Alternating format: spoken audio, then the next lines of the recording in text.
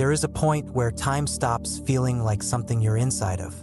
Not because clocks disappear, and not because responsibilities fade, but because time is no longer being negotiated internally. This episode is about what it's like to live without pressure from time.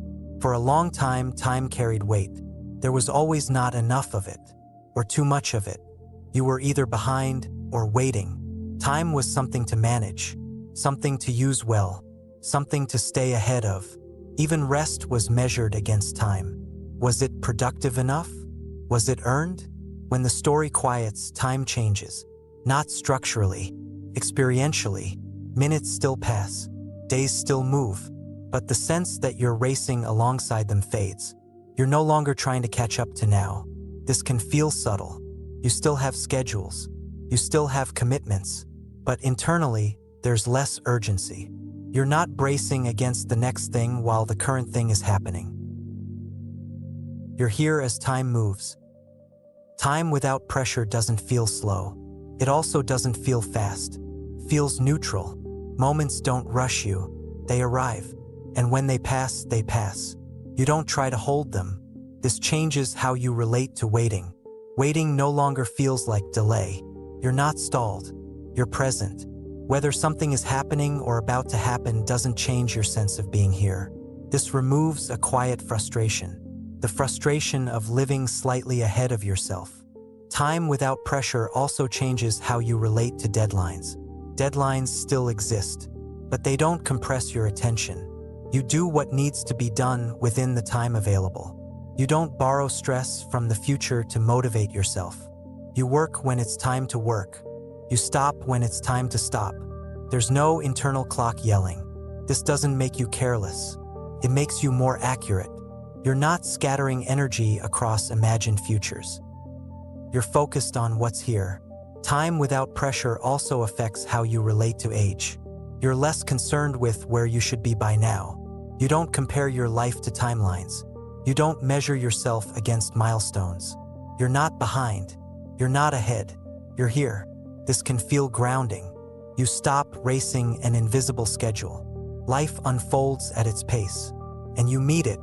Another subtle shift is how you experience boredom. Boredom doesn't feel threatening. It doesn't mean something is wrong. It's just a moment without stimulation. You don't rush to fill it. You let it pass. And often, something simple appears. The thought, a movement, a need to rest. Time without pressure allows boredom to complete itself. It doesn't need interruption. This episode isn't suggesting that time stops mattering. Time still organizes life, but it no longer organizes your sense of self. You don't feel defined by how you spend it. You don't feel judged by it. Time is no longer a standard you're measured against. It's just the medium life moves through. This also changes how you relate to the future. You still plan, but you don't live inside anticipation. You don't rush today to arrive at tomorrow. Tomorrow will come, and when it does, you'll be there. That's enough. Time without pressure also softens how you relate to endings. Endings don't feel rushed. You don't squeeze meaning out of the last moment. You let things finish. And when they do, you move on. There's no urgency to preserve. This episode isn't about slowing down. It's about no longer being pushed. Time moves, life moves, and you move with it without resistance.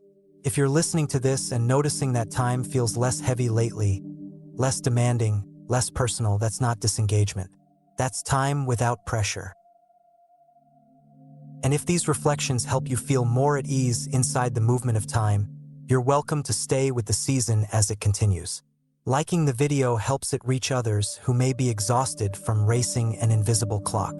If someone you care about feels constantly behind, you're welcome to share this with them, only if it feels right. Time doesn't need to be managed to be lived. It's already moving, and you're already here with it.